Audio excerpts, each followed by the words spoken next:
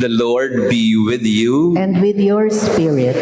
A reading from the Holy Gospel according to John. Glory to you, O Lord. Thomas, called Didymus, one of the 12, was not with them when Jesus came. So the other disciples said to him, "We have seen the Lord."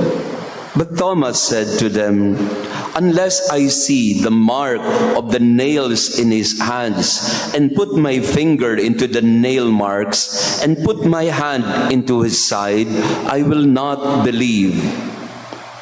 Now a week later, his disciples were again inside, and Thomas was with them. Jesus came, although the doors were locked, and stood in their midst and said, "Peace be with you." Then he said to Thomas, "Put your finger here and see my hands, and bring your hand and put it into my side, and do not be unbelieving, but believe." Thomas answered and said to him, "My Lord and my God." Jesus said to him, "Have you come to believe because you have seen me? Blessed are those who have not seen and have believed." The Gospel of the Lord. Praise to you, Lord Jesus Christ. Please be seated.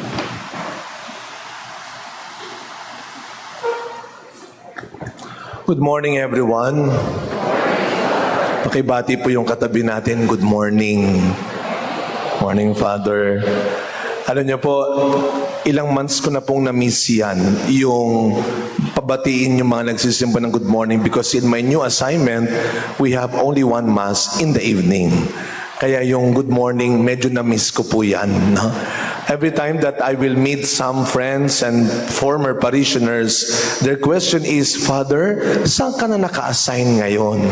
Sasabihin ko naman, sa Assumption po. Saan yun? Sa Malati po. Saan yun? Sa tapat ng Manila Zoo. Doon, sige, dadalawin ka na lang namin sa Manila Zoo. Wala ako sa Manila Zoo. Nasa tapat ng Manila Zoo ang aming parish. Our Lady of the Assumption Parish. And just to share with you last night, kaya maaga ho akong dumating dito, Father Jason, dahil natakot ako mali talaga. Una, dahil unang misa ko po dito. No? Ayoko mapahiya, baka hindi na ako paulitin ni Father. Kahit walang nagpakape kanina man lang. No?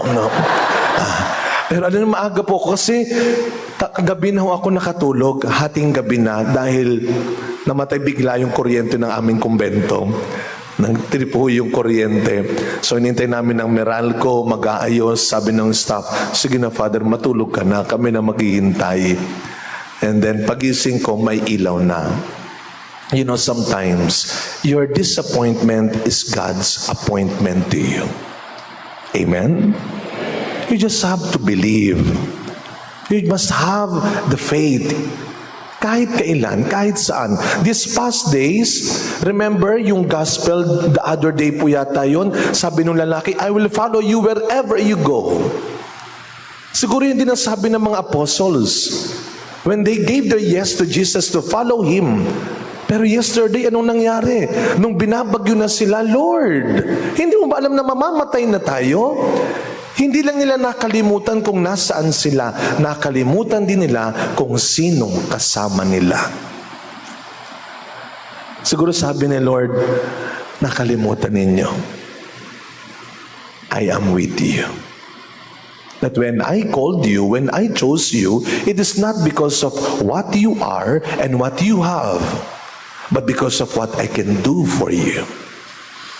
We must have that faith. Kaya alam niyo po itong santa na pinagdiriwang natin ng novena, no? When Father Jason called me, "Father Hans, magdala ka ng sarili mong damit." Iba rin pala sa Goretti. Bring your own, no? Pula. Tinignan ko po kagabi, wala po akong ibang pulang damit, kundi itong pula. Pagtingin ko, naku naman, Nazareno. Ito pong Nazareno. And tamang-tama sa readings natin and yung ating gift, the gift that we are asking the Lord from this novena, 5th day, kung di ako nagkakamali, 5th day of novena. Why do we have this novena? Why do we have this devotion? We have our different devotions to Mama Mary, to the saints, to Nazareno, to the Sacred Heart. Why do we have this novena?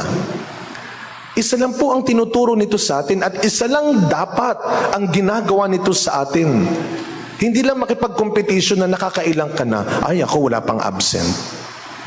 Sino po dito sa inyo nakakalimang araw na, taas ang kamay? 7 na ba? Kaya naman pala walang tumasagot sa akin. Hindi naman ako binulungan ni Father, pang 7 na pala. Sino po nakaka-7? Taas ang kamay. Wow. Sino pong may absent? Taas ang kamay. Huwag kayo, proud pa. Proud pa, may absent. Huwag ko kayo magalala. Sabi nila, pag daw nabuo natin ng novena, ano mangyayari? Matutupad daw yung hiningi mo. Sa Quiapo ho, when I was still there, especially on Friday, sabi nga ni brother, ilan ang masses niyo po? I think pag Friday, 16 masses. Laging puno yun. Pero kagaya po dito sa Goretti, marami pong nagsisimba doon, hindi naman taga Manila rin. As far as Pampanga, Bulacan, Rizal. And sometimes, sila yung mga laging nakatayo lang. Kasi nga sa simbahan, kabisado namin mga pariyan, alam na po namin yung favorite na seats ninyo, yung mga paborito nyong inuupuan, lalo na yung parang nakabili na ng titulo ng upuan, na parang sila lang ang laging pwedeng maupo doon. Kaya pag nawala kayo, ay wala sila, ay kulang sila, kabisado namin. So alam ko rin yung laging nakatayo lang. Sabi ko, bakit balik ka ng balik? Nakuha mo na ba? Wala pa nga, Father Ba't punta ka ng punta dito? Hindi ka naman nakakaupo. Binigay na ba sa'yo? Hindi pa nga po, Father. At yun ang pananampalataya ng isang deboto. Kahit wala pa at hindi pa, naniniwala ka. Yun ang sabi ng Panginoon kay Thomas. Maniwala ka hindi dahil nakita mo. Maniwala ka dahil sa kung anong kaya ko. So kahit hindi mo mabuo yung 9 days, baka naman mag-absent na kayo, kaya pwede naman palang hindi buuin no? Kahit hindi mo mabuo yung 9 days, ang mahalaga ay yung ginawa ng debosyon, ay yung ginawa ng novena na ito sa'yo. Yung buhayin ulit yung faith mo, ikaw na nagdududa na kung gagaling ka pa, ikaw na nagdududa na kung maaayos pa, ikaw na nagdududa na kung magbabago pa, ikaw na nagdududa pa. Ito sana yung ginawa ng novena na ito. That at the end of this novena, we will all go home full of faith and trust. Buo ulit ang pananampalataya na araw-araw pwedeng may mabago, pwedeng may maayos pa. But sana, kagaya ni Maria Goretti, siya po ang first saint na nakilala ko through my religion teacher in elementary, Bacood Elementary School. Tinuro siya sa amin. Kaya alam na alam ko po yung kwento ng buhay niya and how she fought not only for her life but for the salvation of Alessandro. Ano ang sabi niya habang pinapatay siya? Huwag mong gawin yan. Mapupunta ka sa impyerno. Alam niyo yun, habang pinapatay na siya, ang iniisip niya ay ang ibang tao pa rin. As we continue this celebration, let us ask for her intercession. Na sana like her in her young age. Sabihin nung iba, bata pa yan, hindi pa niya kaya. Iba sa kanya, bata pa yan, kaya niya yan. My youth gave me this t-shirt. Mahilig sila magbigay ng statement t-shirt. And one of the t-shirts that they gave me, ang nakalagay, pareho lang ng letters, pareho ng words, iba lang ng pagkakabasa.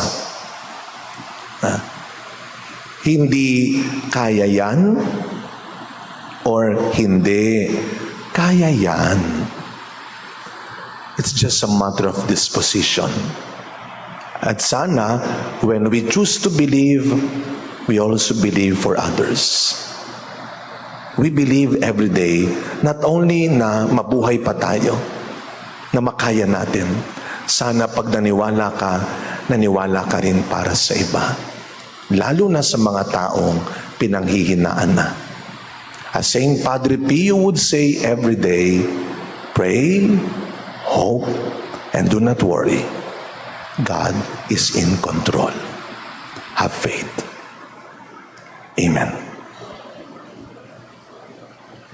Please all stand. Prayer on our seventh day. O dearest Virgin, our Queen and our Mother, it was you, no doubt, who helped Maria Goretti in remaining true to Jesus every day of her life, and especially in her most difficult moments before she died.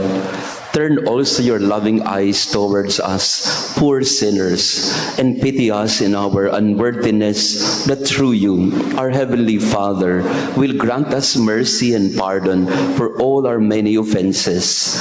This we ask through Jesus our Lord. Amen. We pray for the family. Dearest Father in heaven, bless our family and bless us with new beginnings. Smile upon our parents and surround our children with the soft mantle of your love.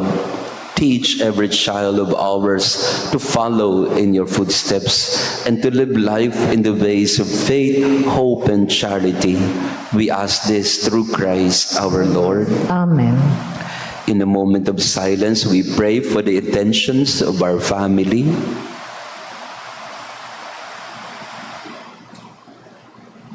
And we ask the intercession of our patron, Saint Mary Goretti.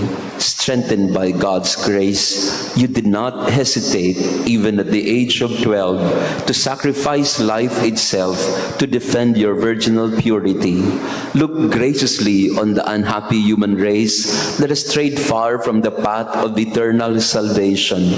Teach us all, especially our youth, the courage and the promptness that will help us avoid anything that could offend Jesus.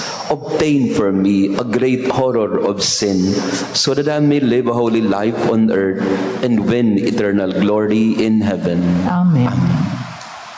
Our Father, who art in heaven, hallowed be thy name. Thy kingdom come, thy will be done on earth as it is in heaven. Give us this day our daily bread, and forgive us our trespasses, as we forgive those who trespass against us. And lead us not into temptation, but deliver us from evil. Amen. Hail Mary, full of grace, the Lord is with you. Blessed are you among women, and blessed is the fruit of thy womb, Jesus. Holy Mary, Mother of God, pray for us sinners, now and at the hour of our death. Amen. Glory be to the Father, and to the Son, and to the Holy Spirit. As it was in the beginning, is now, and ever shall be, world without end. Amen. Mary, Mother of God, Pray for us. Saint Joseph, Pray for us. Santa Maria Goretti, Pray for us. Please stand. Let us pray.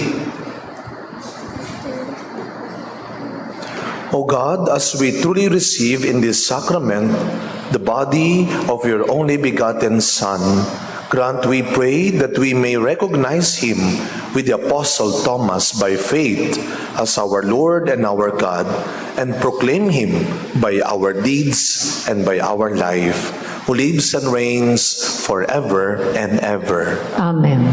Maupo tayo saglit po sa counting announcement. Unang-una, maraming salamat kay Father Hans Magdurulang. Salamat, Father. Nag-off-duty ka muna sa Manila Zoo. At yan, so si Father Hans po, kagaya ni Monsignor Reggie, ay naging estudyante ko rin sa seminaryo. First year college pa lang po, no? Tinuturuan ko na si Father Hans. Kaya, yeah.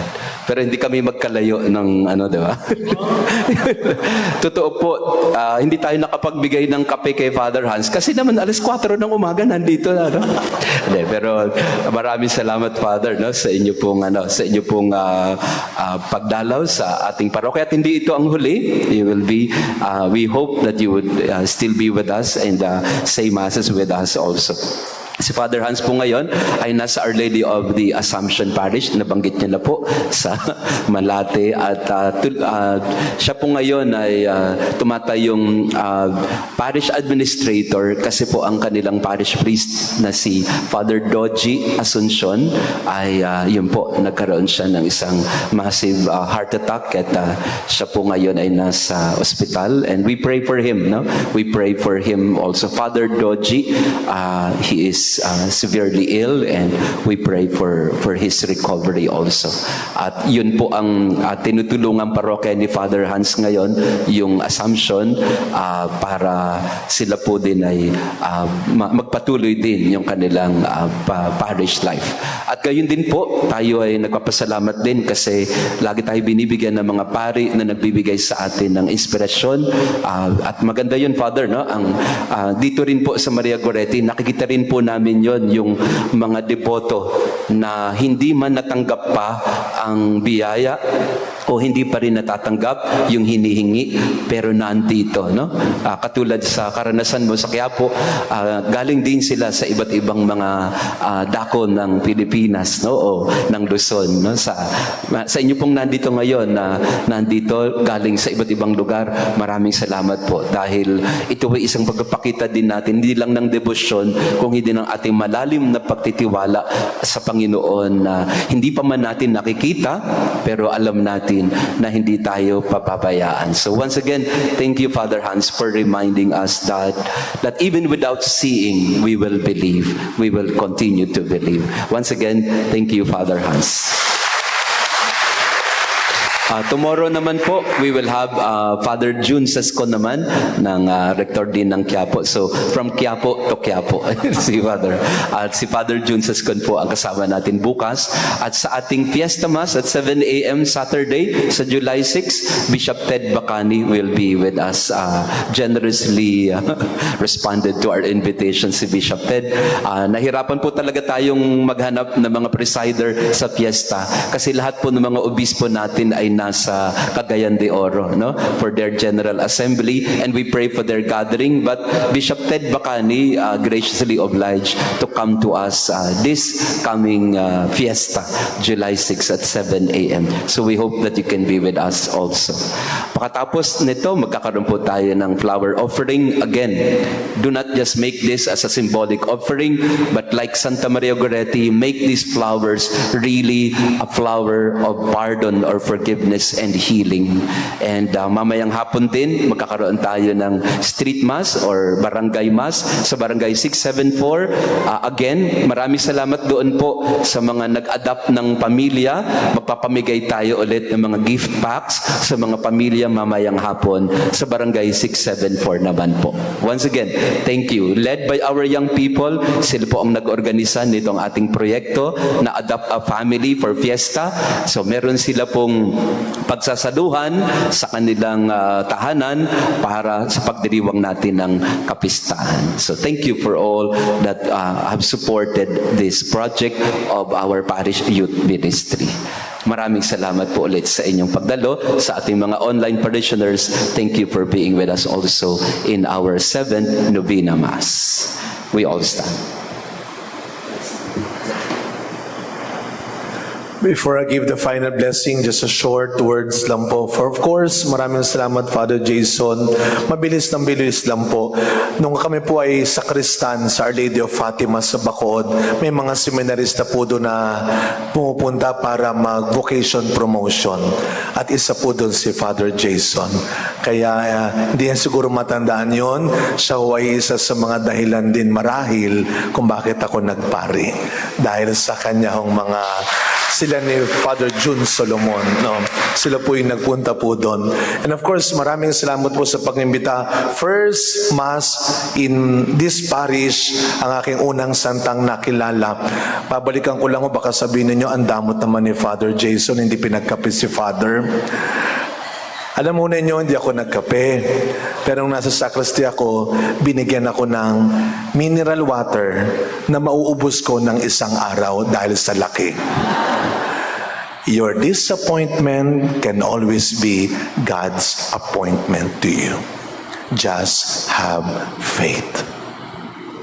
The Lord be with you. And with your spirit. And may Almighty God bless and protect your families. The Father, the Son, and the Holy Spirit. Amen. Our Eucharist has been offered. We go in peace to love and to trust the Lord. Thanks be to God.